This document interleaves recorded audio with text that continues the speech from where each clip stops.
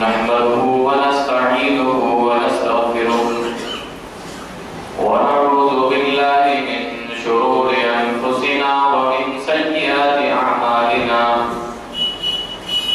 من يهده الله فلا مضل له ومن يضلل فلا هادي له وأشهد أن لا إله إلا الله وحده لا شريك له وأشهد أن محمدا عبده ورسوله يا أيها الذين آمنوا اتقوا الله حق تقاته ولا تموتن إلا وأنتم مسلمون يا أيها الناس اتقوا ربكم الذي خلقكم من نفس واحدة وخلق منها زوجها وبث منهما رجالا كثيرا ونساء واتقوا الله الذي تساءلون به والأرحام إن الله كان عليكم رقيبا يا أيها الذين آمنوا اتقوا الله وقولوا قولا سديدا يصلح لكم أعمالكم ويغفر لكم ذنوبكم ومن يطع الله ورسوله فقد فاز فوزا عظيما أما بعد فإن خير الحديث كتاب الله وخير الهدي هدي محمد صلى الله عليه وسلم وشر الأمور محدثاتها وكل محدثة بدعة وكل بدعة ضلالة وكل ضلالة في النار أعوذ بالله من الشيطان الرجيم بسم الله الرحمن الرحيم اتبعوا ما أنزل إليكم من ربكم ولا تتبعوا من دونه أولياء رب اشرح لي صدري ويسر لي أمري واحلل عقدة من لساني يفقهوا قولي رب زدني علما سبحانك لا علم لنا إلا ما علمتنا إنك أنت العليم الحكيم اللهم أرنا الحق حقا وارزقنا اتباعه وأرنا الباطل باطلا وارزقنا اجتنابه آمين. محترم سامعین کرام، آج اس موضوع کے تحت کچھ دیر آپ لوگوں کے سامنے گفتگو کی جائے گی. وہ اعلان کے ذریعے، اشتہار کے ذریعے آپ لوگوں کو معلوم ہو چکا ہے. آج کا موضوع ہے تقلید اور اس کے نتائج. تقلید کس کو کہتے ہیں اور تقلید کرنے سے رزلٹ کیا آتا ہے، نتیجہ کیا نکلتا ہے، آج اس ٹاپک پر انشاءاللہ چند باتیں ہم اور آپ لوگ سنیں گے. اللہ رب العالمین نے قرآن کریم کے اندر ارشاد فرمایا اتبعوا ما انزل الیکم من ربکم ولا تتبعوا من دونه اولیاء. اے لوگو، اس چیز کی اتباع کرو ما انزل الیکم من ربکم، جو تمہارے اوپر تمہارے پروردگار کی طرف سے نازل ہوئی، یعنی قرآن و حدیث. ولا تتبعوا من دونه اولیاء، اور اس کے علاوہ جو اللہ کی طرف سے نازل ہوئی ہے اس کے علاوہ ولا تتبعوا من دونه من اولیاء، کسی کی بھی اتباع نہیں. یہاں پر اللہ نے اولیاء کا لفظ استعمال کیا. آج عام طور پہ اولیاء اور ولی کہہ کر ہی لوگوں کو بلایا جاتا ہے کہ یہ بہت بڑے ولی ہیں، یہ اولیاء اللہ ہیں، ان کی طرف آئیے. اللہ نے یہاں پر اولیاء کا لفظ استعمال کر کے یہ بتایا کہ اگر وہ ولی یا اولیاء اللہ اور اس کے رسول کی باتیں بتاتے ہیں، قرآن و حدیث کی باتیں بتاتے ہیں، تو ان کی بات مان لو، اور اگر وہ قرآن و حدیث سے ہٹ کر کچھ بتائیں تو ان کی بات آپ کو ماننا ضروری نہیں ہے. آپ ان کی بات کو رد کر دیجیے، چھوڑ دیجیے.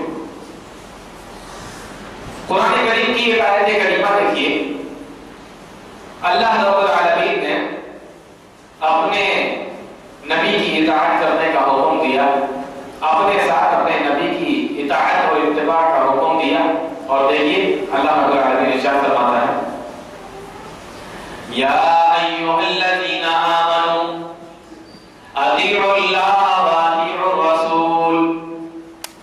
اے ایمان والو تم اللہ کی اطاعت کرو اور اس کے رسول کی اطاعت کرو. یا ایھا الذین آمنوا اطیعوا اللہ واطیعوا الرسول. اے ایمان والو تم اللہ کی اطاعت کرو اور اس کے رسول کی اطاعت کرو. وَأُولُو الْأَمْرِ مِنْكُمْ، اور تم میں سے جو امراء ہیں، جو بادشاہ ہیں، جو خلیفہ ہیں، جو حکام ہیں، یا یوں کہہ لو کہ جو علماء ہیں، ان کی بھی اطاعت کرو. یہاں پر رک کر ایک چیز کو سمجھ لیں. اللہ رب العالمین نے سب سے پہلے اپنی اطاعت کا حکم دیا، اپنی فرما برداری کا حکم دیا، اور اس کے بعد اللہ رب العالمین نے اپنے رسول کی. اور جہاں پر اللہ رب العالمین نے اپنی اور اپنے رسول کی اطاعت اور فرما برداری کا حکم دیا، وہاں پر اطیعوا کا لفظ استعمال کیا. اور جہاں پر امراء، حکام، بادشاہ، خلیفہ یا علماء ان کی اطاعت کا حکم دیا، وہاں پر لفظ اطیعوا ہٹا دیا. کیوں ہٹا دیا؟ اس لیے کہ یہ امراء، یہ خلیفہ، یہ بادشاہ، یہ حکام، یہ علماء اگر اللہ اور اس کے رسول کی باتوں کو بتائیں تو ان کی اطاعت کرو، اور اگر اللہ اور اس کے رسول کی باتوں سے ہٹ کر کچھ بتائیں تو ان کی اطاعت کرنے کا کوئی اللہ رب العالمین نے ہمیں حکم نہیں دیا.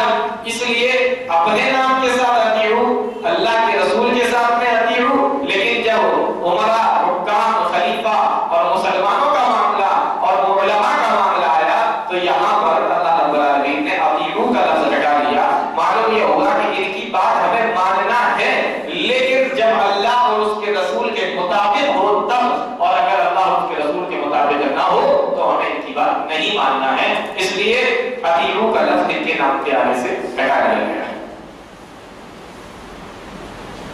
ایک واقعہ آتا ہے حدیث کی کتابوں کے اندر. حضرت عبداللہ ابن حذافہ کو اللہ کے نبی صلی اللہ علیہ وسلم نے ایک چھوٹے سے قافلے کا سردار بنا کر مسلمانوں کے ساتھ بھیجا اور ان سے کہا کہ تم اپنے امیر کی بات مانو. حضرت عبداللہ کو امیر بنا دیا اور ان سے کہا تم اپنے امیر کی بات مانو. کہیں دور بیٹھا کے کسی بات میں ان کے جو امیر تھے وہ ناراض ہو گئے تو انہوں نے کہا کہ اللہ کے نبی صلی اللہ علیہ وسلم نے کہا تھا کہ امیر کی بات ماننا. چلو میں تمہیں حکم دیتا ہوں لکڑیاں جمع کرو. لکڑیوں کو جمع کیا، کہا اس میں آگ لگاؤ. آگ لگائی. جب آگ جلنے لگی تو کہا تم سے اللہ کے نبی نے کہا تھا میری بات ماننا، میں تم سب کو حکم دیتا ہوں اس میں کود جاؤ. اب جب یہ کنارے پر کھڑے ہوئے صحابہ کرام تو سوچنے لگے اور آپس میں کہنے لگے کہ اسی آگ سے بچنے کے لیے ہی تو ہم نے اسلام قبول کیا، اسی آگ سے بچنے ہی کے لیے تو ہم مسلمان ہوئے تھے، اور یہ کہہ رہے ہیں کہ آگ کے اندر کود جاؤ. امیر کا حکم تھا لیکن نہیں کودے. واپس لوٹ کر آئے، امیر کا غصہ بھی ختم ہو گیا، معاملہ شانت ہو گیا. واپس لوٹ کر آئے، اللہ کے نبی صلی اللہ علیہ وسلم سے پورا واقعہ بتایا اور نبی سے کہا کہ اس طریقے کا واقعہ ہوا تھا لیکن ہم کودے نہیں. اللہ کے نبی صلی اللہ علیہ وسلم نے ارشاد فرمایا لو دخلوها یا لو دخلوه، اگر تم سارے کے سارے اس کے اندر کود جاتے، اگر تم سارے کے سارے اس کے اندر کود جاتے تو قیامت تک اس آگ میں سے نہیں نکلتے. انما الطاعة فی المعروف، کیونکہ امیر کی بات بھی مانی جائے گی تو بھلائی کے کاموں میں، اچھے کاموں میں، قرآن و حدیث کے حکم کے مطابق مانی جائے گی. انہوں نے اللہ اور اس کے رسول کے حکم کے خلاف بات کہی تھی آگ میں کودنے کے لیے، تم نے اچھا کیا نہیں کودے. اللہ اگر تم سارے کے سارے اس میں کود جاتے تو تو قیامت تک اس آگ سے نہیں نکلتے ہیں۔ بات سمجھ میں آ گئی؟ معلوم یہ ہوا کہ اللہ اور اس کے رسول کی ہر بات مانی جائے گی، لیکن علماء کی، بادشاہوں کی، حکام کی، عمراء کی وہ بات مانی جائے گی جو اللہ اور اس کے رسول کے مطابق۔ اب آگے دیکھیے قرآن کی آیت کا ترجمہ، یا ایھا الذین آمنوا اطیعوا اللہ واطیعوا الرسول واولی الامر منکم، اللہ کی اطاعت کرو اور اس کے رسول کی اطاعت کرو، اور تم میں سے جو حاکم ہیں، بادشاہ ہیں، امیر ہیں یا علماء ہیں ان کی بھی بات کو مانو۔ فَإِن تَنَازَعْتُمْ فِي شَيْءٍ فَرُدُّوهُ إِلَى اللَّهِ وَالرَّسُولِ، لیکن اگر تمہارا آپس میں کسی بات میں جھگڑا ہو جائے، کون سا جھگڑا؟ کاروبار کا، گھر بار کا نہیں، کسی دینی مسئلے میں جھگڑا ہو جائے، فَإِن تَنَازَعْتُمْ فِي شَيْءٍ فَرُدُّوهُ إِلَى اللَّهِ وَالرَّسُولِ، پھر اگر تمہارا کسی بات میں جھگڑا ہو جائے، اب فیصلہ کیسے ہوگا کہ تمہاری بات صحیح ہے یا دوسرے کی بات صحیح ہے؟ فرمایا فَرُدُّوهُ إِلَى اللَّهِ وَالرَّسُولِ، تو اب اس مسئلے کو لے کر اللہ اور اس کے رسول کے پاس میں آؤ، اب اس مسئلے کا حل قرآن و حدیث کے اندر نکالو، اب اس مسئلے کا حل قرآن و حدیث کے ذریعے سے نکلے گا، اللہ اور اس کے رسول کے ذریعے سے نکلے گا۔ دیکھیے جب جھگڑا ہوا تو اللہ رب العالمین نے حکم دیا کہ اللہ اور اس کے رسول کی طرف آؤ۔ اب یہاں سے اولو الامر کا لفظ اللہ نے ہٹا دیا، نہیں بس پہلے اطیعوا کا لفظ اولو الامر کے آگے سے ہٹایا، اور پھر جب جھگڑے پہ اللہ نے کہا کہ تم آؤ اللہ اور اس کے رسول کی طرف، تو پھر اللہ رب العالمین نے یہاں سے اولو الامر کا بھی لفظ ہٹا دیا۔ یہ نہیں کہا کہ اللہ کی طرف آؤ اور اس کے رسول کی طرف آؤ اور اولو الامر یعنی عمراء کی طرف آؤ، حکام کی طرف آؤ، یہ نہیں کہا، صرف اللہ اور اس کے رسول کی طرف آؤ۔ معلوم یہ ہوگا کہ اگر کسی بات میں اختلاف ہو جائے، کسی بات میں جھگڑا ہو جائے، تو فیصلہ کون کرے گا؟ اللہ اور اس کا رسول، اللہ اور اس کے رسول کریں گے، جناب محمد رسول اللہ صلی اللہ علیہ وسلم کریں گے، قرآن و حدیث بتائے گا۔ ان کنتم تؤمنون باللہ والیوم الآخر، اور یہ تم اپنے جھگڑوں کو اللہ اور اس کے رسول کے پاس میں لے کر جب آؤ گے تو سمجھ لو اگر تم نے اللہ اور اس کے رسول کے پاس میں آ کے اپنے جھگڑے کو حل کرا لیا، اپنے مسئلے کو حل کرا لیا اور قرآن و حدیث کی بات کو مان لیا، تو تؤمنون باللہ والیوم الآخر، تمہارا اللہ پر بھی ایمان ہے اور تمہارا آخرت کے دن پر بھی ایمان ہے۔ اور اگر تم اللہ اور اس کے رسول کی بات کو ماننے سے انکار کر دیتے ہو، اپنے مسئلے کو قرآن و حدیث سے حل نہیں کرتے ہو، بلکہ کسی دوسری کتابوں کے پاس میں لے جاتے ہو، دوسرے لوگوں کے پاس میں لے جاتے ہو، فرمایا ان کنتم تؤمنون باللہ والیوم الآخر، تو سمجھ لو تمہارا ایمان نہ اللہ پر ہے اور نہ آخرت کے دن پر ہے۔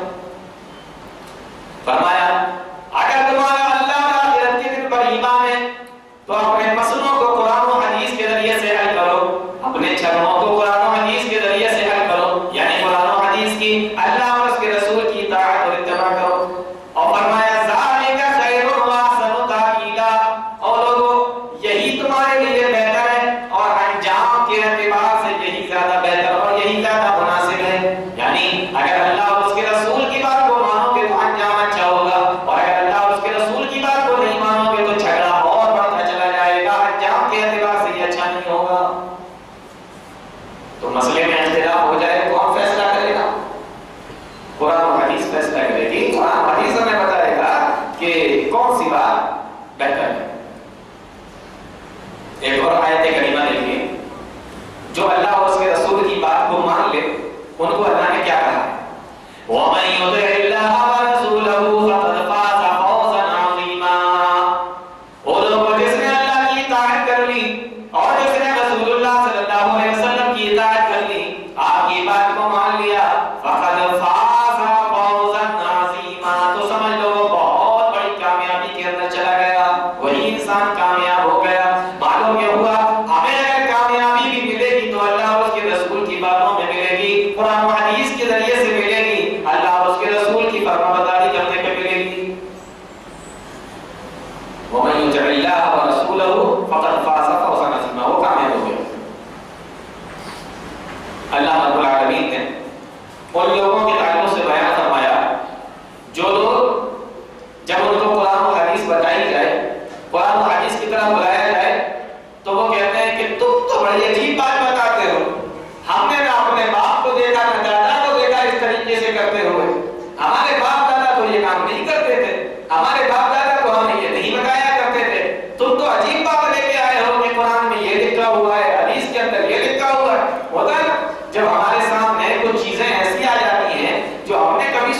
ہوتی ہیں لیکن وہ قرآن و حدیث کے اندر موجود ہوتی ہیں. ہمارا دماغ ہمارا دل ماننے کے لیے اس کو تیار نہیں ہوتا. ہمارے باپ دادا تو اتنے پڑھے لکھے تھے, وہ تو پورے بیجاپور شہر کے سب سے بڑے مفتی کہلاتے تھے, انہوں نے تو کبھی یہ بات نہیں بتائی. قرآن و حدیث ہے, باپ نے بتائی ہو یا دادا نے بتائی ہو یا نہ بتائی ہو, قرآن و حدیث کے اندر ہے تو ہر مسلمان کو ماننا پڑے گی. کیا فرمایا اللہ نے؟ وَإِذَا قِيلَ لَهُمُ اتَّبِعُوا مَا أَنزَلَ اللَّهُ, وہ لوگوں جب ان کو اللہ اور اس کے رسول کی طرف بلایا جاتا ہے, قَالُوا بَلْ نَتَّبِعُ مَا أَلْفَيْنَا عَلَيْهِ آبَاءَنَا, تو وہ لوگ کہتے ہیں ہم تو اس چیز کی اتباع کریں گے, ہم تو اس چیز کو مانیں گے, مَا أَلْفَيْنَا عَلَيْهِ آبَاءَنَا, جس پہ ہم نے اپنے باپ دادا کو چلتے ہوئے دیکھا, ہم نے اپنے باپ دادا کو کرتے ہوئے دیکھا. آج بہت سارے مسلمانوں کا بھی یہی معاملہ ہے. آج بہت سارے مسلمانوں کا بھی یہی معاملہ ہے, جو اس دور کے اندر اللہ کے نبی صلی اللہ علیہ وسلم کو جواب دیا کرتے تھے, نبی کو بتایا کرتے تھے, آج بہت سارے مسلمان یہی کام کرتے ہیں. اگر کسی نے ایسا جواب دے دیا, بات سمجھا, دیکھیے میں اپنی بات نہیں بتا رہا, ابھی تک میں نے اپنی طرف سے کچھ نہیں کہا, قرآن کی آیتیں پڑھ کر ترجمہ کر رہا ہوں سے. اگر کسی نے ایسا جواب دیا کہ ہم نے تو کبھی نہیں دیکھا, ہمارے یہاں تو اس سے پہلے کبھی نہیں ہوا, بہت بڑے بڑے عالم آئے انہوں نے تو کبھی نہیں بتایا, دیکھیے اللہ کیا کہہ رہا ہے, یا ایھا الذین آمنوا لا تقدموا بین یدی اللہ ورسولہ واتقوا اللہ.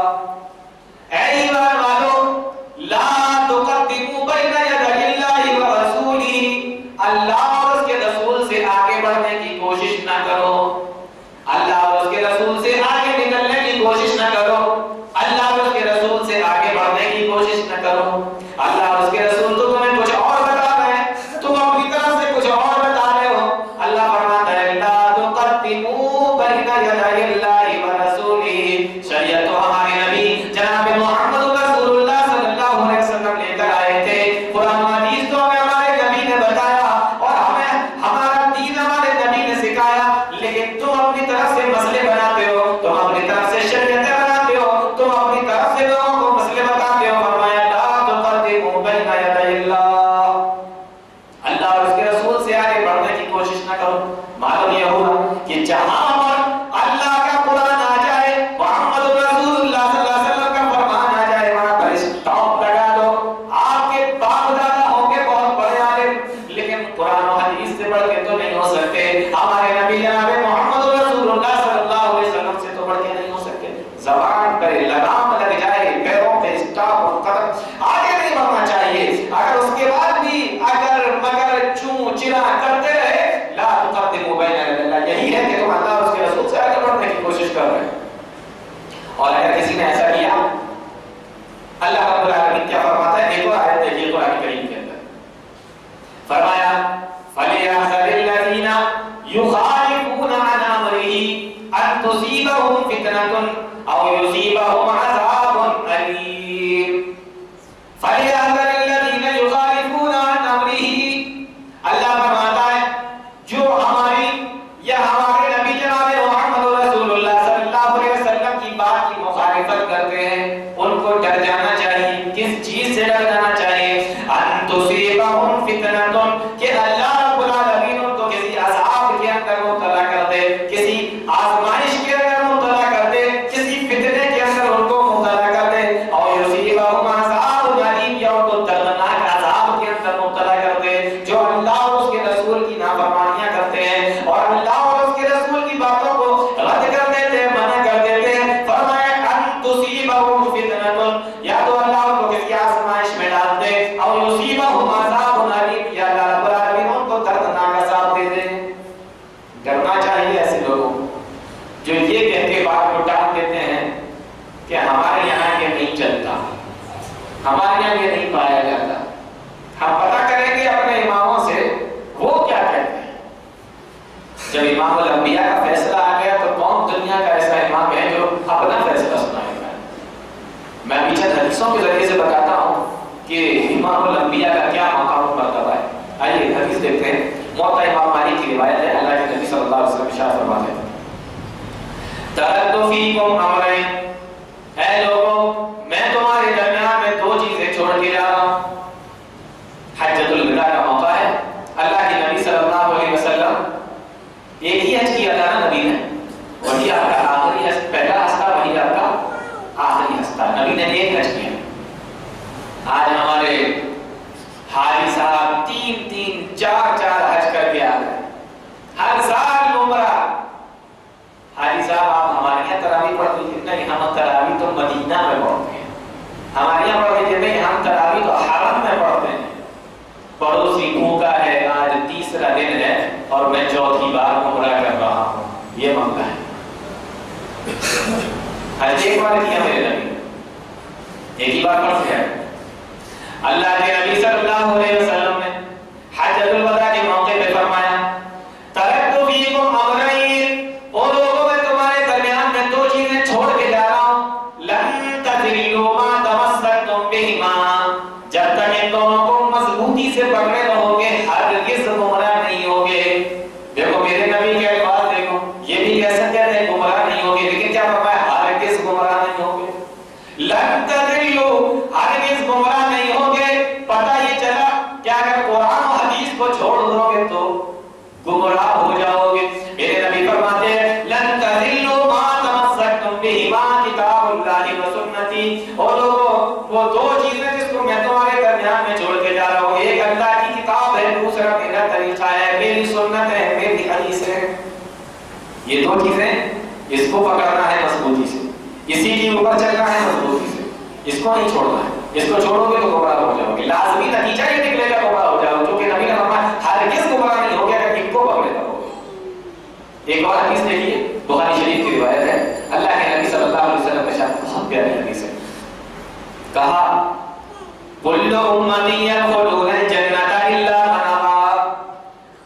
آپ صحابہ سے کہتے ہیں او لوگوں, میری امت کا کل امتی یدخلون الجنۃ الا من ابى, میری امت کا ہر آدمی جنت کے اندر چلا جائے گا لیکن جو جنت میں جانے سے انکار کر دے. اب بتائیے جنت میں جانے سے کوئی انکار کرے گا؟ یہ آپ لوگ روزے کس لیے رکھ رہے ہیں, نمازیں کس لیے پڑھ رہے ہیں, کاروبار میں فائدہ ہونے لگے؟ نہیں نا, اس لیے کہ اللہ رب العالمین راضی ہو جائے اور جنتیوں میں ہمارا نام لکھ دے, اس لیے تو رہتے ہیں. فرمایا کل امتی یدخلون الجنۃ الا من ابى, میری امت کا ہر آدمی جنت کے اندر جائے گا الا من ابى, لیکن جو جانے سے انکار کر دے. صحابہ حیرت میں, اے اللہ کے نبی جنت میں جانے سے کون انکار کر دے گا؟ اللہ کے نبی صلی اللہ علیہ وسلم نے ارشاد فرمایا جنت میں جانے سے وہ انسان انکار کرے گا, من اتانی دخل الجنہ ومن عصانی فقد ابى, جس نے میری اطاعت کی وہ جنت کے اندر جائے گا اور جس نے میری نافرمانی کر دی وہ جہنم کے اندر جائے گا. گویا کہ اس نے جنت میں جانے سے انکار کر دیا. آپ یہ مت سمجھیے کہ نافرمانی سے کچھ ہونے والا نہیں ہے. نافرمانی کرنے کا مطلب یہ ہے, نبی کی بات نہ ماننے کا مطلب یہ ہے گویا کہ آپ جنت میں جانے سے انکار کر رہے ہیں. اور میرے نبی صلی اللہ علیہ وسلم ارشاد فرماتے ہیں کہ ہر آدمی جنت میں جائے گا جو جانے سے انکار ہے, اور وہ خود انکار کرتا ہے کہ میں نہیں جاؤں گا جنت میں, تو وہ نہیں جائے گا جنت کے. نبی کریم صلی اللہ علیہ وسلم کی اطاعت بہت ضروری ہے اور آپ کی فرمانبرداری, آپ کی اتباع ہمارے لیے جتنی ضروری ہے. بخاری شریف کی ایک اور روایت دیکھیے, حضرت عبداللہ ابن عباس رضی اللہ تعالیٰ عنہ مشہور صحابی رسول اللہ, ایک آدمی ان کے پاس میں آیا اور آ کر کہنے لگا کہ مجھے حج تمتع کے بارے میں بتائیے. حج تمتع جانتے ہیں نا, حج کی 3 قسمیں, جو حج کیا جاتا ہے اس کی 3 قسمیں ہیں. جو حجی لوگ حج کر کے آئے ہیں انہیں بہت اچھے طریقے سے معلوم ہوگا, سب بتایا جاتا ہے. حج کی 3 قسمیں, پہلی قسم حج افراد, اس میں صرف حج کیا جاتا ہے, عمرہ نہیں کیا جاتا. دوسری قسم ہے حج قران, قربانی کا جانور ساتھ میں لے کے جاؤ, جانے کے بعد پہلے عمرہ کرو, احرام کھولنا نہیں ہے, احرام باندھے رہنا ہے اور اسی احرام سے پھر حج کرنا ہے اور پھر حج کے بعد میں احرام کھول دینا ہے. یہ حج قران. تب قران جو ہے مطلب ملانا, عمرہ اور حج کو ملا لیا. اور تیسری جو قسم ہے حج تمتع, اس میں آپ جائیے, عمرہ کیجئے, احرام کھول دیجئے, اس کے بعد آرام سے جیسے یہاں رہنا ویسے وہاں رہیے. پھر جب 8 تاریخ آئے ذی الحجہ تو پھر سے احرام باندھیے، حج کیجیے اور حج کرنے کے بعد احرام کھول دیجیے. یہ 3 طریقے ہیں حج کرنے. اس میں سے ایک حج تمتع ہے جس کی میں آپ سے بات کر رہا ہوں. عبداللہ ابن عباس سے ایک آدمی نے آ کے سوال کیا حج تمتع کے بارے میں بتائیے. جواب دیا اللہ کے نبی جناب محمد رسول اللہ صلی اللہ علیہ وسلم نے اس کی تعریف کی ہے، مطلب جائز ہے. اب میں آپ کو ایک بات بتا دوں، اللہ کے نبی صلی اللہ علیہ وسلم نے حج قران کیا، یعنی وہ حج کیا ہے جس میں قربانی کا جانور اپنے ساتھ میں لے کر گئے تھے اور عمرہ کر کے احرام نہیں کھولا تھا، بلکہ جب حج ہو گیا آپ کا پورا اس کے بعد میں آپ نے احرام کھولا. یہ حج قران اللہ کے نبی نے کیا تھا. نبی ارشاد فرماتے ہیں اور لوگوں اگر مجھے معلوم ہوتا کہ احرام یہ قربانی کا جانور یا احرام باندھنے کے بعد یہ حج قران کرنے سے جو مجھے تکلیف ہوئی یا جو پریشانی لوگوں کو ہوتی ہے، اگر یہ چیز مجھے جو ابھی معلوم ہوئی یہ مجھے اگر پہلے معلوم ہوتی تو میں حج تمتع کرتا، یعنی عمرہ کرتا، احرام کھول دیتا، پھر جب حج کے دن آتے تو احرام باندھ کے میں حج کر لیتا، میں حج تمتع کرتا، قربانی کا جانور اپنے ساتھ میں نہیں لاتا. اگر قربانی کا جانور اپنے ساتھ میں لے کے جاؤ گے تو حج قران کرنا پڑے گا، اور اگر قربانی کا جانور ساتھ میں نہیں لے جاؤ گے وہیں جا کے خریدو گے تو حج تمتع کر لو. اللہ کے نبی فرماتے ہیں کہ اگر مجھے معلوم ہوتا تو میں حج تمتع کرتا، قربانی کا جانور اپنے ساتھ میں لے کے نہیں آتا. عبداللہ ابن عباس نے مسئلہ بتا دیا اس کو. اب وہ آدمی کہہ رہا ہے آپ کہہ رہے ہیں کہ حج تمتع جائز ہے، اللہ کے نبی صلی اللہ علیہ وسلم نے اس کی تعریف کی ہے، لیکن ابو بکر اور عمر فاروق دونوں تو اس کے قائل نہیں ہیں. وہ دونوں کیا کیا کرتے تھے؟ حج قران کرتے تھے، کیونکہ نبی نے کیا کیا ہے؟ حج قران کیا ہے، اس لیے وہ دونوں حج قران کیا کرتے تھے.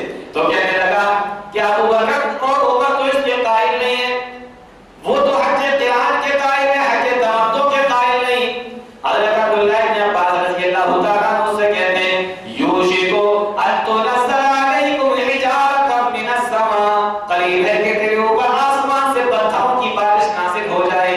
قلت قال اللہ قال رسول اللہ صلی اللہ علیہ وسلم، میں تجھے بتا رہا ہوں کہ اللہ کے نبی صلی اللہ علیہ وسلم نے اس طریقے سے فرمایا ہے. وتقولون قال ابو بکر وعمر، اور تو مجھے بتا رہا ہے کہ ابو بکر اور عمر یہ کہتے ہیں.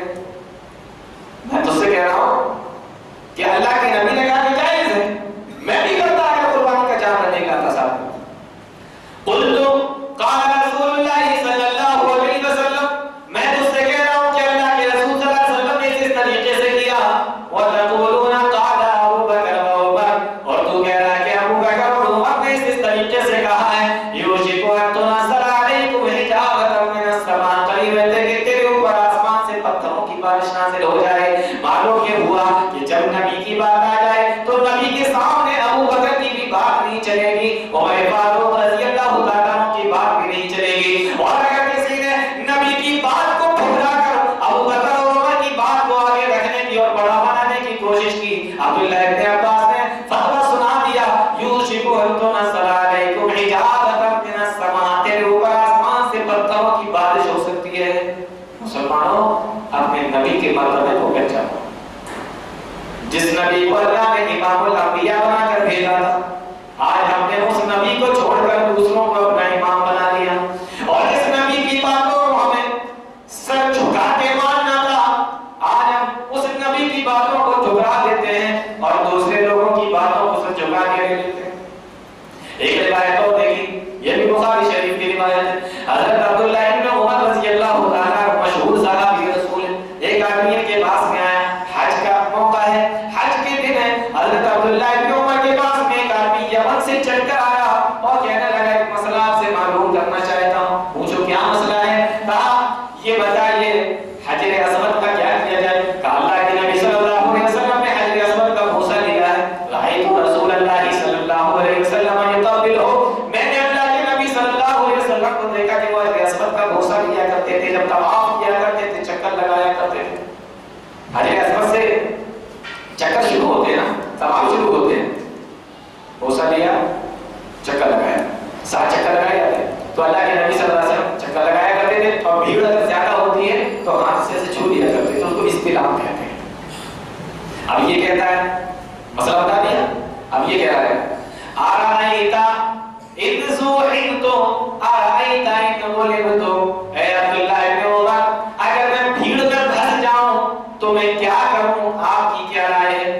اگر میں وہاں تک نہ پہنچ سکوں تو آپ کی کیا رائے ہے، میں کیا کروں؟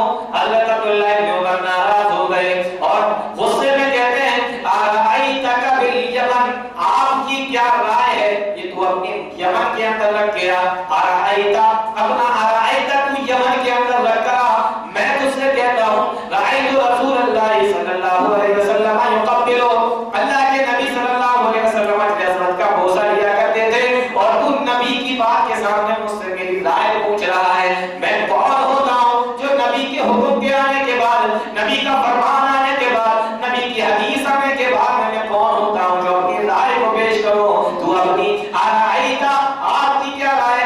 یہ ارائیتا کو تو اپنے یمن میں رکھ کرا، تو نبی کے سامنے عبداللہ ابن عمر کی رائے کو پوچھ رہا ہے۔ آپ سمجھ رہے ہو؟ نبی کے سامنے نہ ابو بکر نہ عمر نہ عبداللہ ابن عمر اور نہ حضرت عبداللہ ابن عباس۔ ایک اور حدیث دیکھیے نبی کریم صلی اللہ علیہ وسلم، آج جو ہم لوگ فرقوں میں بٹے ہوئے ہیں نا، یہ جو تقسیم ہو چکی ہے مسلمانوں کی، اس تعلق سے ایک حدیث دیکھیے۔ اللہ کے نبی صلی اللہ علیہ وسلم ارشاد فرماتے ہیں لَيَأْتِيَنَّ عَلَىٰ أُمَّتِي مَا أَتَىٰ عَلَىٰ بَنِي إِسْرَائِيلَ، او لوگوں میری امت کے اوپر ایسا ہی وقت آ جائے گا جیسا کہ وقت بنی اسرائیل کے اوپر آیا تھا۔ لَيَأْتِيَنَّ عَلَىٰ أُمَّتِي مَا أَتَىٰ عَلَىٰ بَنِي إِسْرَائِيلَ، وہ سارے کام میری امت کے اندر بھی آ جائیں گے جو کام بنی اسرائیل کے اندر آ گئے تھے، اور میری امت بھی وہی سب کرنے لگے گے جو بنی اسرائیل کرنے لگے تھے۔ حَذْوَ النَّارِ بِالنَّارِ، اور اس طریقے سے ایک دوسرے کے مشابہ ہو جائیں گے اور اس طریقے سے ایک دوسرے کی جگہ ایک ہی کام کریں گے، جیسا کہ ایک جوتا دوسرے جوتے کے بالکل ایک جیسا ہوتا ہے۔ آپ دونوں جوتوں کو رکھیے، فرق ہوتا ہے دونوں؟ کوئی فرق نہیں ہوتا، بس فرق یہ ہے کہ آپ کو ایک کو الٹے میں پہننا ہے، کو سیدھے میں پہننا ہے، لیکن دونوں کا کام ہے لمبائی، اس کی چوڑائی، اس کا نام، اس کا سائز، تمام چیزیں ایک ہی جیسی ہوتی ہیں، بس فرق یہ ہے کہ وہ سیدھے پیر کے لیے بنایا گیا یا الٹے پیر کے لیے بنایا گیا، ورنہ کوئی فرق نہیں ہوتا۔ فرمایا حَذْوَ النَّارِ بِالنَّارِ، جیسے ایک جوتا دوسرے جوتے کے مشابہ ہوتا ہے، اسی طریقے سے تم بھی کام کرنے لگو گے جو بنی اسرائیل نے کیا تھا۔ اب آگے دیکھیے اللہ کے نبی صلی اللہ علیہ وسلم ارشاد فرماتے ہیں وَتَفْتَرِقُ وَإِنَّ بَنِي إِسْرَائِيلَ تَفَرَّقَتْ سِبْتَيْنِ وَسَبْعِينَ مِلَّةً، بنی اسرائیل 72 فرقوں میں بٹ گئی تھی۔ وَتَفْتَرِقُ أُمَّتِي عَلَىٰ ثَلَاثٍ وَسَبْعِينَ مِلَّةً، میری امت 73 فرقوں میں بٹ جائے گی۔ بنی اسرائیل سے ایک فرقہ زیادہ، کلہم فی النار، اللہ کے نبی فرماتے ہیں سارے کے سارے جہنم میں جائیں گے، الا ملۃ واحدہ، لیکن ایک فرقہ ایسا ہوگا جو جنت کے اندر جائے گا۔ صحابہ پوچھنے لگے من ہی یا رسول اللہ، اے اللہ کے نبی وہ کون سی جماعت ہوگی، وہ کون سی ملت ہوگی، وہ کون سا فرقہ ہوگا جو جنت کے اندر جائے گا؟ اللہ کے نبی صلی اللہ علیہ وسلم نے ارشاد فرمایا جنت کے اندر جانے والا، صحابہ پوچھ رہے ہیں کون ہوگا، میرے نبی نے نام نہیں بتایا بلکہ ان کا کام بتا دیا، فرمایا ما انا علیہ واصحابی، او میرے صحابہ جو میرے طریقے پر ہوگا اور میرے صحابہ کے طریقے پر ہوگا وہ فرقہ، وہ ملت جنت کے اندر جائے گی، وہ فرقہ جنت کے اندر جائے گا۔ میرے نبی نے نام نہیں بتایا، کام بتا دیا۔ غور کرنے کی بات ہے، صحابہ پوچھنے لگے کون جائے گا، اللہ کے نبی فرماتے ہیں ما انا علیہ واصحابی، جس پر میں اور میرے صحابہ ہیں۔ آپ غور کیجئے آج ہم اس طریقے پر ہیں جو اللہ کے نبی صلی اللہ علیہ وسلم کا طریقہ تھا، صحابہ کرام کا طریقہ تھا۔ قرآن پڑھ کر دیکھیے، حدیث پڑھ کر دیکھیے، نبی کا کیا طریقہ تھا، اللہ کے نبی کا اور نبی کے صحابہ کا کیا طریقہ تھا، اور آج ہم لوگوں کا کیا طریقہ ہے، ہم لوگوں نے کیا کر رکھا ہے، آپ کو بالکل صحیح پتہ لگ جائے گا۔ میرے بھائیوں زیادہ دور جانے کی ضرورت نہیں ہے، آج ہم نے محمدی نماز کے مقابلے میں حنفی نماز کو لا کے کھڑا کر دیا ہے۔ آپ زیادہ دور مت جائیے، اسی کو دیکھ لیجیے، آپ کو کتابیں ملیں گی بازار میں بکتے ہوئے، صلاۃ محمدی، محمد رسول اللہ صلی اللہ علیہ وسلم کی نماز، اسی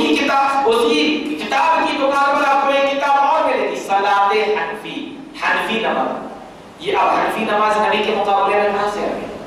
صلاۃ محمدی تو سمجھ میں آتا ہے کہ محمد صلی اللہ علیہ وسلم کی نماز، لیکن یہ صلاۃ حنفی کہاں سے آ گئی؟ اس طریقے سے ہمیں غور کرنا ہے کہ ہم نبی کے طریقے پر ہیں، ہم صحابہ کے طریقے پر ہیں کہ نہیں۔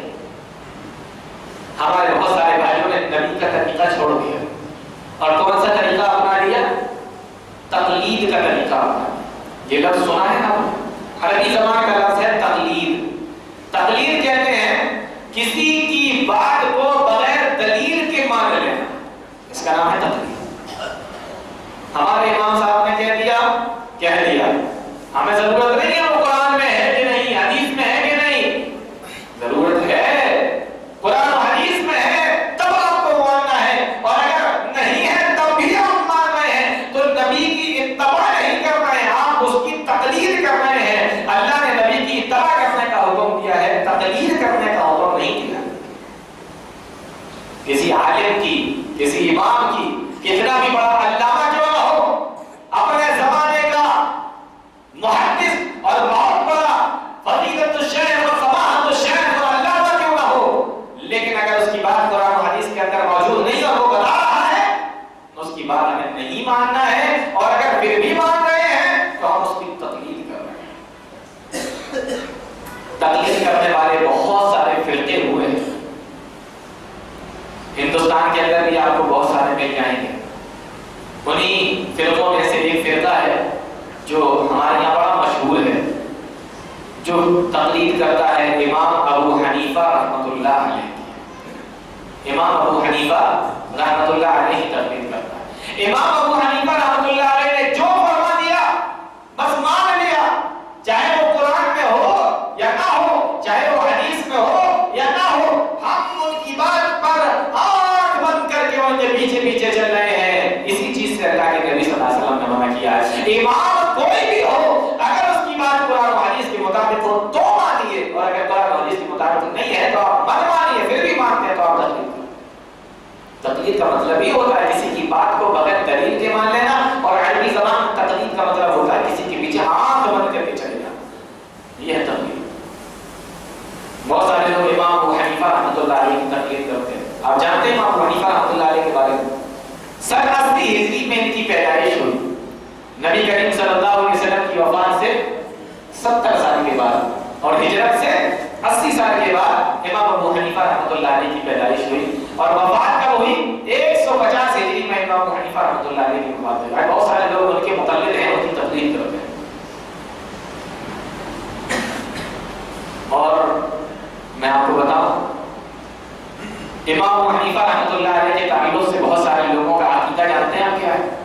عقیدہ ہے ایک بہت بڑی مشہور کتاب ہے ہمارے حنفی بھائیوں کی، جس کا نام ہے در مختار۔ اس کے اندر لکھا ہوا ہے، عقیدہ میں بتا رہا ہوں، ان آدم افتخر بی، اللہ کے نبی صلی اللہ علیہ وسلم ارشاد فرماتے ہیں آدم علیہ السلام اپنے پوری اولاد میں میری وجہ سے میرے اوپر فخر کرتے ہیں۔ ان آدم افتخر بی، آدم علیہ السلام میرے اوپر فخر کرتے ہیں۔ وانا افتخر برجل من امتی اسمه نعمان وکنیته ابو حنیفہ هو سراج من امتی، اور اے لوگوں میں اپنی امت میں ایک ایسے آدمی کے اوپر فخر کروں گا جس کا نام نعمان ہے اور اس کی کنیت ابو حنیفہ ہے۔ هو سراج من امتی، وہ میری امت کا سورج ہے، وہ میری امت کا چراغ ہے۔ اب یہ حدیث کہاں ہے؟ حدیث کی کتاب میں کہاں پر لکھی ہوئی ہے کہ نبی نے فرمایا ہو کہ آدم میرے اوپر فخر کرتے ہیں، میں امام ابو حنیفہ رحمۃ اللہ علیہ کے اوپر فخر کروں گا، وہ سراج من امتی، وہ میری امت کا چراغ ہے۔ اب امام کی تقلید بھی کی اور ان کی شان میں حدیث بھی گڑی، حدیث بھی بنا لی۔ اسی کو کہتے ہیں غلو، اور اسی کو کہتے ہیں موضوع حدیثوں کو گڑنا۔ دونوں چیزوں سے اسلام نے منع کیا ہے، دونوں چیزوں سے محمد رسول اللہ صلی اللہ علیہ وسلم نے کیا۔ اور میں آپ کو بتاؤں، حقیقت تو یہی ہے، میرے بھائیوں کو برا ماننے کی ضرورت نہیں ہے، حقیقت یہ ہے۔ آپ ایک اور کتاب دیکھیے، یہ در مختار کا حوالہ تھا، میں ایک اور کتاب کا آپ کو حوالہ دے رہا ہوں، رد المختار، یہ بھی بڑی مشہور کتاب ہے ہمارے حنفی بھائیوں کی۔ اس کے اندر لکھا ہوا ہے امام ابو حنیفہ رحمۃ اللہ علیہ حج کرنے کے لیے گئے تو خانہ کعبہ میں جا کر ایک پیر پہ 15 پارے پڑے، ایک پیر پہ کھڑے ہو کر 15 پارے پڑے اور دوسرے پیر پہ کھڑے ہو کے پھر 15 پارے پڑے اور سلام پھیرنے کے بعد میں کہا اے اللہ مجھ سے تیری عبادت کا حق ادا نہیں ہوا، اے اللہ جو بھی ٹوٹی پھوٹی عبادت میں نے کی ہے اس کو تو قبول فرما لے۔ غیب سے آواز آئی اے ابو حنیفہ میں تیری اس عبادت سے بہت خوش ہوں، اتنا خوش ہوں کہ میں نے تجھے بھی بخش دیا اور قیامت تک جتنے تیرے ماننے والے آئیں گے سب کی میں نے مغفرت فرما دی۔ بتائیے میں کوئی تبصرہ نہیں کرنا چاہتا اس بات پہ، آپ تبصرہ کیجیے اور میں امام ابو حنیفہ رحمۃ اللہ علیہ کے تعلق سے بھی کوئی غلط الفاظ استعمال نہیں کرنا چاہتا۔ میں جانتا ہوں امام ابو حنیفہ رحمۃ اللہ علیہ نے فرمایا تھا اذا صح الحدیث فهو مذهبی، تمہیں جو صحیح حدیث مل جائے سمجھنا وہی میرا قول ہے، وہی میری بات ہے۔ یہ بات کے لوگوں نے جو ان کے ساتھ میں ظلم کیا ہے میں ان کی بات کر رہا ہوں، وہ تو اللہ کے ولی تھے، اللہ کے فرما بردار، اللہ کے نیک بندے تھے، میں ان کی بات نہیں کر رہا ہوں، معاف کیجیے گا۔ مجھے بتاؤ نبی نے اپنی زندگی میں ایک پیر پہ کھڑے ہو کے کبھی عبادت کی ہے؟ اور نبی نے فرمایا 3 دن سے پہلے قرآن ختم کرنے کو میرے نبی نے مانا فرمایا، اور یہاں پر ایک رات میں قرآن ختم ہو رہا ہے اور عبادت کا نیا طریقہ نکالا جا رہا ہے، ایک پیر پہ کھڑے ہو کے پڑھ رہا ہے، دوسرے پیر پہ کھڑے ہو کے پڑھ رہا ہے۔ یہ طریقہ نہ تو میرے نبی نے کبھی استعمال کیا، نہ میرے صحابہ نے، اور نہ نبی کو اللہ نے کبھی بتایا، نہ نبی نے کبھی اپنے صحابہ کو بتایا، لیکن یہ طریقہ ہمارے بھائیوں نے اپنے امام کی شان میں کر لیا اور امام کی شان میں یہ واقعہ سمجھ رہے تھے کہ بڑی تعریف ہوگی، لیکن میرے بھائیوں یہ تعریف کی بات نہیں ہے، اس سے تو ان کی شان میں کمی آتی ہے کہ ان کو عبادت کا طریقہ ہی نہیں معلوم تھا۔ اللہ کے نبی صلی اللہ علیہ وسلم کے بارے میں آتا ہے نبی صلی اللہ علیہ وسلم جب نماز کو پڑھا کرتے تھے آپ اتنا لمبا قیام کیا کرتے تھے کہ پیروں میں ورم آ جایا کرتا تھا، رکوع اتنا لمبا ہوتا تھا کہ ورم آ جاتا تھا، سجدہ اتنا لمبا ہوا کرتا تھا۔ حضرت عائشہ صدیقہ رضی اللہ تعالیٰ عنہا بیان فرماتی ہیں کبھی کبھی تو میں ہاتھ لگا کے اپنے نبی کو دیکھا کرتی تھی کہیں روح نہ نکل گئی ہو میرے نبی کی سجدے کے اندر۔ آپ نے اتنا لمبا قیام کیا، اتنا لمبا رکوع کیا، اتنا لمبا سجدہ کیا، لیکن کبھی میرے نبی نے ایک پیر پہ کھڑے ہو کے کوئی نمازیں نہیں پڑھی ہیں، تو یہ نبی کے طریقے کے خلاف ہے، یہ امام ابو حنیفہ نے نہیں کیا ہوگا، یہ بعد کے لوگوں نے کیا۔ اور پھر دیکھیے نبی نے اتنے لمبے لمبے سجدے کیے، اللہ رب العالمین نے کبھی یہ نہیں کہا کہ اے نبی آپ، نبی تو بخشے بخشائے ہیں، لیکن یہ نہیں کہا کہ اے نبی آپ جتنے ماننے والے میں نے سب کی مغفرت فرما دی، لیکن یہاں ان کے جتنے ماننے والے سب کی مغفرت ہو رہی ہے۔ باتیں تو بہت ہیں، میں مختصر طور سے آپ کو بتا رہا ہوں، چلیے تھوڑا سا اور آگے بڑھیے۔ ہمارے حنفی بھائیوں کی جو کتابیں ہیں اس میں سے کچھ کتابیں بڑی مشہور ہیں، ان کے تعلق سے میں 2-3 باتیں آپ لوگوں کے سامنے رکھوں گا، فیصلہ آپ کیجیے گا، میں کسی کی برائی کرنے کے لیے یہاں نہیں بیٹھا ہوں، میں صرف آپ کو آئینہ اور حقیقت دکھانے کے لیے یہاں بیٹھا ہوں، آپ دیکھنا چاہتے ہیں تو آپ دیکھیے۔ انسان کا جو ایمان ہوتا ہے یہ گھٹتا بھی ہے بڑھتا بھی ہے۔ قرآن کے اندر کئی آیتیں ہیں، اللہ نے فرمایا اذا تلیت علیہم آیاتہ زادتہم ایمانا، جب ان کے سامنے میری آیتیں پڑھی جاتی ہیں ان کا ایمان بڑھ جاتا ہے، اس کا مطلب یہ ہے کہ ایمان گھٹتا بھی بڑھتا بھی۔ اور دیکھیے بخاری کی وہ روایت دیکھیے، اس سے آپ کو معلوم ہوگا، اللہ کے نبی صلی اللہ علیہ وسلم ارشاد فرماتے ہیں یخرج من النار من قال لا الہ الا اللہ وفی قلبہ وزن شعیرۃ من خیر۔ اللہ رب العالمین کل قیامت کے دن جہنم میں سے اس آدمی کو بھی نکال لے گا جس کے دل کے اندر جو کے برابر، جو جو کا دانہ ہوتا ہے اس جو کے دانے کے برابر ایمان ہوگا، اللہ رب العالمین اس آدمی کو جہنم سے نکال لے گا۔ ایمان ہونا چاہیے، نکلے گا تو سزا کاٹ کے نکلے گا، بے ایمان نہ ہو، ایسا نہ ہو کہ ایمان ہی نہیں ہے۔ فرمایا وزن شعیرۃ من خیر، اگر جو کے دانے کے برابر بھی ایمان اس کے دل کے اندر ہوگا تو اللہ رب العالمین اس کو بھی جہنم سے نکال دے گا۔ آگے حدیث کے الفاظ ہے وَيَخْرُجُ مِنَ النَّارِ مَنْ قَالَ لَا إِلَٰهَ إِلَّا اللَّهُ وَفِي قَلْبِهِ وَزْنُ بُرَّةٍ مِّنْ خَيْرٍ، اور اللہ رب العالمین کل قیامت کے دن اس آدمی کو بھی جہنم سے نکال دے گا جس کے دل کے اندر گیہوں کے دانے کے برابر ایمان ہوگا،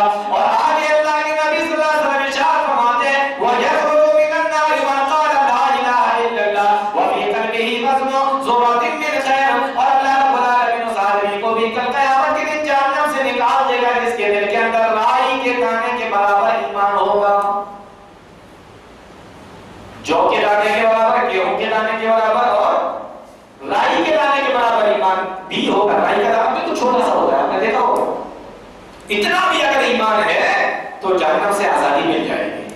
اچھا مجھے یہ بتاؤ یہ تینوں چیزیں برابر ہوتی ہیں؟ لائی کا دانا گیہوں کا دانا جو چھوٹی بڑی ہوتی ہے نا, کسی کی مقدار بڑی ہے کوئی چھوٹی ہوتی ہے. پتہ یہ چلا کہ کسی کے دل کے اندر کم ہوگا ایمان, کسی کے اندر گیہوں کے دانے کے برابر, کسی کے دل کے اندر جو کے دانے کے برابر, کسی کے دل میں کم کسی کے دل میں زیادہ. یہی پتہ چلا حدیث سے.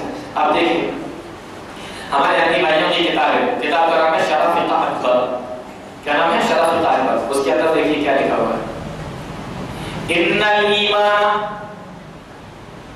ایمان جو ہوتا ہے من الانبیاء والاولیاء وسائر المؤمنین من الابرار والفجار لا یزید ولا ینقص.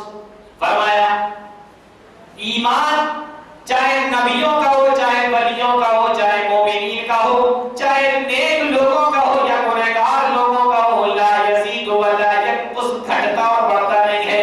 یعنی جتنا ایمان نبی کے دل میں اتنا ہی ولی کے دل میں, اتنا ہی مومن کے دل میں, اتنا ہی مسلمان کے دل میں, اتنا ہی گنہگار دل کے اندر ہے. لا یزید ولا ینقص, گھٹتا بڑھتا نہیں, یعنی سب کے دل کے اندر برابر کا ایمان ہے. اب آپ تسلیم کریں کہ جتنا ایمان نبی کا ہو اتنا ہی ایمان ہم لوگوں کا بھی ہو. نبی کا ایمان اللہ اکبر پہاڑوں سے زیادہ مضبوط, پہاڑوں سے زیادہ بڑا. اللہ نے نبی ابراہیم علیہ السلام سے کہا تھا اے اللہ مجھے دکھا, میں دیکھنا چاہتا ہوں تو مردوں کو کیسے زندہ کرے. آواز آئی اولم تؤمن, اے ابراہیم کیا تو میرے اوپر ایمان نہیں لاتا؟ لیطمئن قلبی, کہ اللہ ایمان تو میرا بہت ہے لیکن میں اپنے دل کو مطمئن کرنا چاہتا ہوں. ارے ایمانی تو تھا ابراہیم علیہ السلام کا کہ آگ کے اندر کود پڑے, یہ ایمانی تو تھا ابراہیم علیہ السلام کا کہ اپنے بیٹے کی گردن کے اوپر چھری کو چلا دیا, یہ ایمانی تو تھا حضرت ابراہیم علیہ السلام کا کہ اللہ کے ایک حکم سے اپنے چھوٹے سے بچے کو اور اپنی بیوی کو بے آب ہو گیا میدان اور جنگل کے اندر چھوڑا ہے. تو ایمان تو اتنا مضبوط تھا. معلوم یہ ہوا آج ہمارا ایمان ایسا ہے ہمارا ایمان ایسا نہیں ہے نا. معلوم یہ ہوگا کہ نبیوں کا ایمان اور ہمارا ایمان فرق ہے, لیکن یہ کیا کہہ رہے ہیں؟ کہہ رہے ہیں کوئی فرق نہیں. آپ دیکھیے شرف فقہ پر ہمارے اپنی بھائیوں کی کتاب اٹھا کر دیکھیے, یہ چیز آپ کو مل جائے گی اس کے اندر. آئیے میں 2-3 نمونے آپ کو اور دے دیتا ہوں, 2-3 حوالے میں آپ کو اور دے دیتا ہوں. میں بات کو اپنی مختصر کر رہا ہوں, سمیٹ رہا ہوں اپنی بات کو. مسلم شریف کی روایت ہے اللہ کے نبی صلی اللہ علیہ وسلم نے ارشاد فرمایا کان رسول اللہ صلی اللہ علیہ وسلم یستفتح الصلاۃ بالتکبیر. حدیث کے اندر آتا ہے اللہ کے نبی صلی اللہ علیہ وسلم اپنی نماز کو جب شروع کرتے تھے تو اللہ اکبر کہہ کے اپنی نماز کو شروع کرتے تھے. یستفتح الصلاۃ بالتکبیر, اپنی نماز کو شروع کرتے تھے تو اللہ اکبر کہہ کے شروع کرتے تھے. اب ہمارے حنفی بھائیوں کی کتاب دیکھیے, ہدایت مشہور کتاب ہے, اس کتاب کے اندر لکھا ہوا ہے کہ افتتح الصلاۃ بالفارسیہ وقرأ بالفارسیہ اجزاءہ. لکھا ہوا ہے کہ اگر کوئی اپنی نماز کو اللہ اکبر کی جگہ اللہ بزرگ است کہہ کر بھی شروع کرے گا تو بھی اس کی نماز ہو جائے گی. اور نماز کے اندر سورۃ فاتحہ جو عربی میں اس کو اگر وہ فارسی زبان میں پڑھے گا تب بھی اس کی نماز ہو جائے گی. اجزاء اس کی نماز مان لی جائے گی, نماز ہو جائے گی. اور یہاں تک لکھا ہوا ہے کہ اگر اس فارسی میں نماز پڑھنے والے کو عربی زبان بھی اچھے طریقے سے آتی ہے پھر بھی وہ فارسی میں پڑھ رہا ہے تب بھی اس کی نماز ہو جائے گی.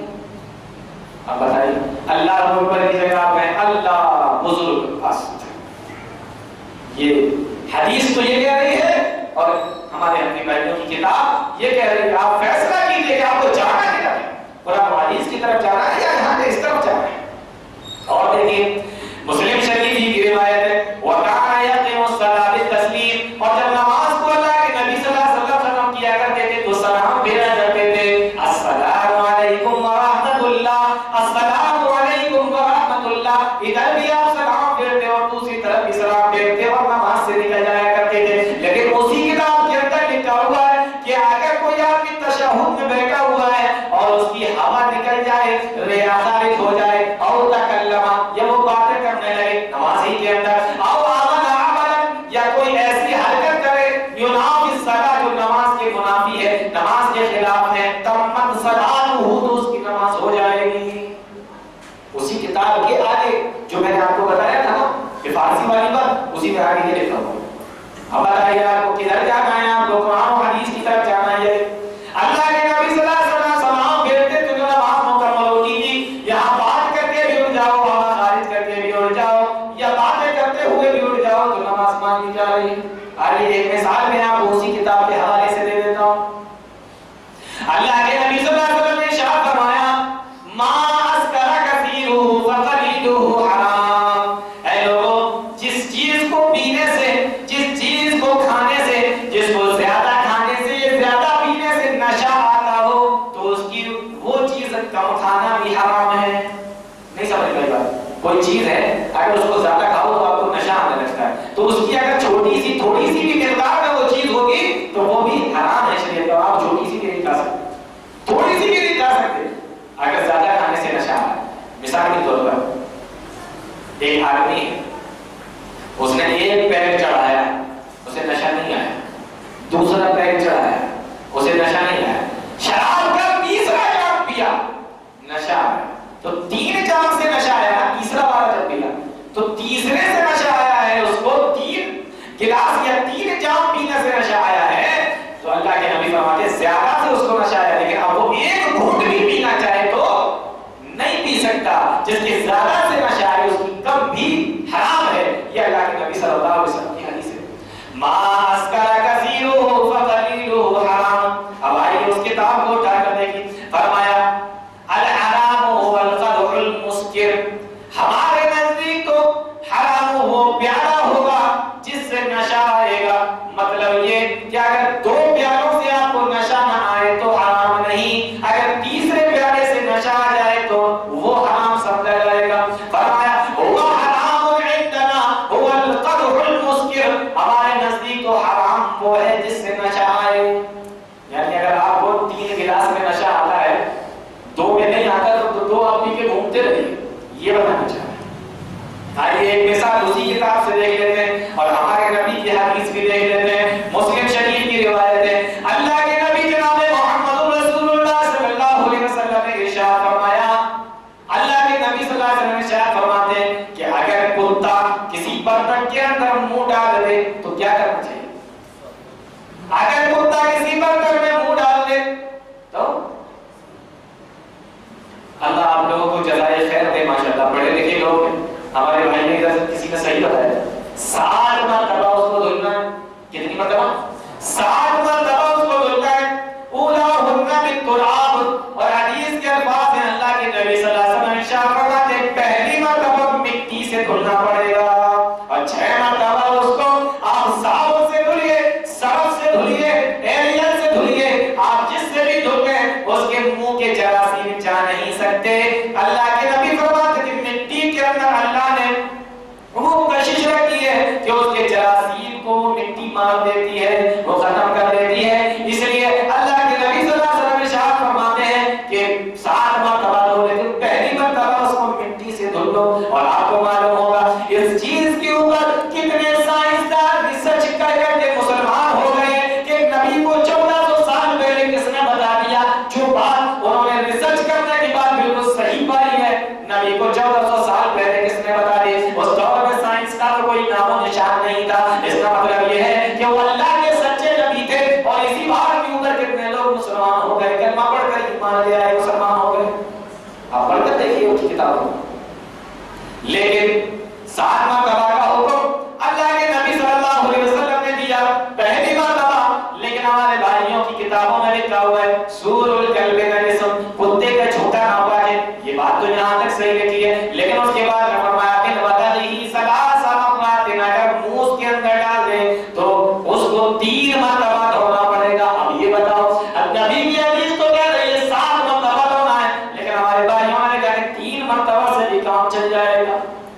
3 مرتبہ سے بھی کام چل جائے گا. آج جو لوگ ہمارے اوپر یہ اعتراض کرتے ہیں کہ انہوں نے 20 کو 8 بنا دیا، یہ جلدی میں رہتے ہیں 20 کو 8 بنا دیا. ہم بھی آپ سے کہہ سکتے ہیں کہ آپ نے 7 کو 3 بنا دیا، جبکہ ہماری تو 8 جس کو ہم 8 رکعت پڑھتے ہیں وہ حدیثوں سے، صحیح حدیثوں سے میرے بھائیوں ثابت ہے. لیکن ہم بھی کہہ سکتے ہیں کہ آپ نے بھی تو 7 مرتبہ کو 3 مرتبہ بنا دیا. غور کرنے کی بات ہے میرے بھائیوں. یہ چند مثالیں میں نے آپ لوگوں کے سامنے رکھی ہیں، اور بہت ساری مثالیں ہیں، لیکن بات بہت بڑی ہو جائے گی اور بہت لمبی ہو جائے گی۔ میں یہاں بہت لمبی تقریر کرنے کے لیے نہیں بیٹھا ہوں، میں آپ کو چند باتیں آپ کے سامنے رکھنے کے لیے بیٹھا ہوں۔ میرا اپنا منشا یہ ہے کہ آپ قرآن و حدیث کی طرف آ جائیے اور اللہ اور اس کے رسول کی طرف آ جائیے۔ قرآن و حدیث کے اندر جو لکھا ہوا اس کو ماننے کی کوشش کیجیے، آپ پڑھیے، پوچھیے، دلیل مانیے، تحقیق کیجیے، آپ پڑھیے اور دیکھیے۔ اب آئیے ذرا ایک دو حدیثیں دیکھ لیتے ہیں نبی کریم صلی اللہ علیہ وسلم کی، پھر اپنی بات کو سمجھتے ہیں۔ عن ابی ہریرہ رضی اللہ تعالی عنہ قال، اللہ کے نبی صلی اللہ علیہ وسلم ارشاد فرماتے ہیں، ابو ہریرہ رضی اللہ تعالی عنہ اس کے راوی ہیں، سیکون فی امتی رجال یدعون الی اقوال امامہم ورہبانہم، میرے نبی نے ارشاد فرمایا ان قریب میری امت میں ایسے لوگ ہوں گے، یہ نہیں کہا کہ ہیں، یہ نہیں کہا ہوں گے، معلوم یہ ہوا کہ قیامت سے پہلے پہلے ایسے لوگ دنیا کے اندر ضرور آ جائیں گے۔ سیکون فی امتی رجال یدعون الی اقوال امامہم ورہبانہم، ان قریب میری امت کے اندر ایسے لوگ پیدا ہوں گے جو اپنے اماموں کے قول کی طرف بلائیں گے، اپنے پیروں کے قول کی طرف بلائیں گے، الی اقوال امامہم ورہبانہم، رہبان کہتے ہیں جو دنیا سے کٹ کر کسی ایک طرف چلا جائے اور اللہ اللہ اللہ اللہ کرتا رہے، یا اس کا ترجمہ پیر بھی کر سکتے ہیں، الی اقوال امامہم ورہبانہم، جو اپنے اماموں کی طرف بلائیں گے، جو اپنے پیروں کی طرف بلائیں گے، ایسے لوگ دنیا کے اندر ہیں۔ اور آگے کا جملہ تو میرے بھائی اور نبی کی زبان کا نکلا ہوا لیکن بڑا سخت ہے، فرمایا یحسدون المسلمین علی التامین، اور وہ ان مسلمانوں سے حسد کیا کریں گے جو اماموں کے پیچھے زور سے آمین بولتے ہیں۔ غور کیجیے، میرے الفاظ نہیں، اللہ کے نبی صلی اللہ علیہ وسلم نے ارشاد فرمایا یحسدون المسلمین علی التامین خلف الامام، جو امام کے پیچھے آمین بولتے ہیں ان لوگوں سے وہ حسد کیا کریں گے۔ اور اس کے آگے کا جملہ تو اس سے بھی زیادہ سخت ہے، اللہ کے نبی صلی اللہ علیہ وسلم نے ارشاد فرمایا الا انہم یہود ہذہ الامہ، وہ لوگوں وہ میری امت کے یہودی ہوں گے، میری امت کے وہ یہودی ہوں گے، میری امت کے وہ یہود ہوں گے۔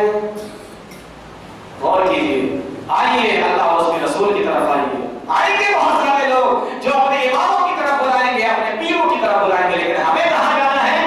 ما انا علیہ واصحابی، جس پر میں میرے صحابہ ہیں وہی پر۔ ایک حدیث اور دیکھیں، اللہ کے نبی صلی اللہ علیہ وسلم نے ارشاد فرمایا عن عدی بن حاتم رضی اللہ تعالی عنہ قال اتیت النبی صلی اللہ علیہ وسلم، حضرت عدی بن حاتم، اللہ اکبر، کون ہے یہ؟ شہزادے ہیں، شہزادے حاتم تائی کا نام سنا ہے نا آپ نے، پڑھا ہوگا، سنا ہوگا، بہت مشہور ہے حاتم تائی، یمن کے جو بہت مالدار آدمی تھے حاتم تائی، ان کے بیٹے ہیں یہ، وہ تو عیسائیت ہی پہ ختم ہو گیا حاتم، لیکن ان کا بیٹا عدی، انہوں نے اسلام قبول کیا۔ عدی بن حاتم کہتے ہیں عن عدی بن حاتم قال اتیت النبی صلی اللہ علیہ وسلم، عدی بن حاتم کہتے ہیں میں اللہ کے نبی صلی اللہ علیہ وسلم کے پاس میں آیا، وفی عنقی صلیب من ذہب، میری گردن کے اندر سونے کی صلیب پڑی ہوئی تھی۔ عیسائیوں کا جو کراس کا نشان ہوتا ہے نا، کراس کا نشان ہوتا ہے عیسائیوں کا، جو پلس کا نشان ہوتا ہے، وہ میری گردن میں پڑا ہوا تھا۔ اللہ کے نبی صلی اللہ علیہ وسلم نے فرمایا یا عدی اطرح عنک ھذا الوزن، اے عدی یہ بت کو تم اپنے گلے سے اتار کے پھینک دو۔ کیا فرمایا نبی نے اس کو؟ بت فرمایا، جبکہ عیسائیوں کا عقیدہ یہ ہے کہ یہ نشان وہ نشان ہے جس پہ حضرت عیسیٰ علیہ السلام کو سولی دی گئی تھی۔ تو حضرت عیسیٰ علیہ السلام بت ہے نہیں نا، لیکن نبی نے اس صلیب کو کیا کہا؟ بت کہا۔ معلوم یہ ہوا کہ اللہ کے علاوہ اگر کسی اور کی عبادت کی جائے تو وہ بت ہی کے حکم میں ہوتا ہے۔ آج بہت سارے لوگ کہتے ہیں نا ارے قرآن میں جو آیتیں نازل ہوئی ہیں وہ ان کے حق میں نازل ہوئی ہیں جو بتوں کی عبادت کرتے تھے، بتوں کے سامنے جھکتے تھے، ہم بتوں کے سامنے تھوڑی جھک رہے ہیں، ہم تو ولیوں کے سامنے جھک رہے ہیں۔ اللہ کے نبی نے وہ کراس کے نشان کو بت فرمایا۔ معلوم یہ ہوگا کہ اگر اللہ کو چھوڑ کر کسی دوسرے کے سامنے سجدہ کیا جائے تو وہ بت ہی کے حکم میں ہوتا ہے۔ حضرت عدی بن حاتم کہتے ہیں اللہ کے نبی صلی اللہ علیہ وسلم قرآن کی ایک آیت پڑھ رہے تھے، وہ میں نے سن لی۔ کون سی آیت تھی؟ اتخذوا احبارهم ورهبانهم اربابا من دون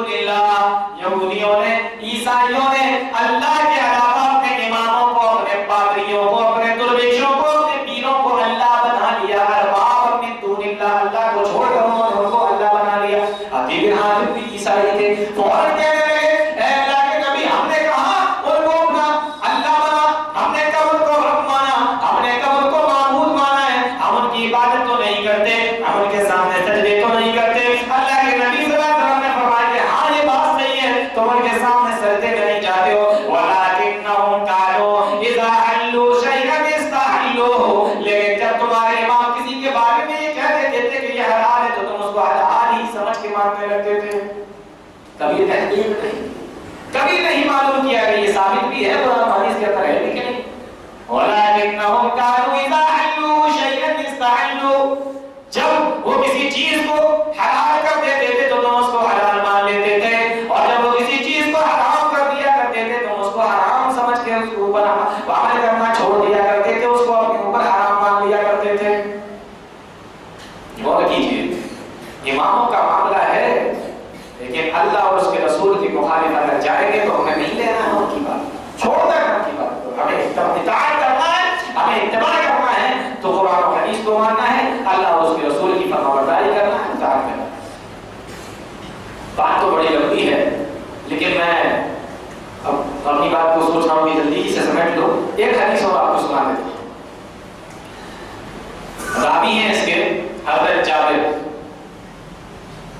رضی اللہ تعالیٰ عنہ بیان فرماتے ہیں کہ ہم ایک مرتبہ اللہ کے نبی صلی اللہ علیہ وسلم کے پاس آئے، قال كنا عند النبي صلی اللہ علیہ وسلم، ہم اللہ کے نبی صلی اللہ علیہ وسلم کے پاس میں آئے اور اللہ کے نبی صلی اللہ علیہ وسلم نے فخط خطا، زمین کے اوپر ایک لکیر کو کھینچ دیا، وخط خطین عن یمینہ، اور اس کے برابر میں دو لکیروں کو کھینچ دیا، وخط خطین عن یسارہ، اور اس کے برابر میں دو لکیروں کو، اس کے دائیں طرف دو کو اور اس کی بائیں طرف دو لکیروں کو کھینچ دیا۔ اور پھر یہ جابر بیان فرماتے ہیں اللہ کے نبی صلی اللہ علیہ وسلم نے ثم وضع یدہ الیمنی فی الخط الاوسط، پھر اللہ کے نبی صلی اللہ علیہ وسلم نے بیچ والی اس لکیر کے اوپر انگلی رکھا اور فرمایا ھذا سبیل اللہ، یہی اللہ کا راستہ ہے، یہی سیدھا راستہ ہے، یہی اللہ کا راستہ ہے جس کے بارے میں ہم اور آپ لوگ کہتے ہیں اہدنا الصراط المستقیم، اے اللہ مجھے سیدھے راستے پر چلا۔ بیچ کی انگلی پہ ہاتھ رکھ کے کیا فرمایا ھذا سبیل اللہ، اور فرمایا ثم تلا هذه الآیہ وان ھذا صراطی مستقیما، یہی اللہ کا راستہ ہے، یہی میرا راستہ ہے، یہی سیدھا راستہ ہے، اسی راستے پر چلو، ولا تتبعوا السبل فتفرق بکم عن سبیلی، اور دوسرے راستوں پر نہ چلو۔ دیکھیے دو ادھر بھی بنے ہوئے تھے راستے، دو بائیں طرف بھی بنے ہوئے تھے، لیکن بیچ والی انگلی پہ رکھ کے کیا فرمایا راستے پر چلو، راستوں پر نہ چلو۔ بات سمجھ میں آ رہی ہے؟ تو ہمیں کس پہ چلنا ہے؟ راستے پر چلنا ہے۔ بہت سارے لوگ کہتے ہیں چاروں پر، چاروں پر جس پہ چاہو جیسے جس پہ کیسے عمل کر لو، اللہ کے نبی فرماتے ہیں ایک راستے پہ چلنا ہے، وہی سیدھا راستہ ہے،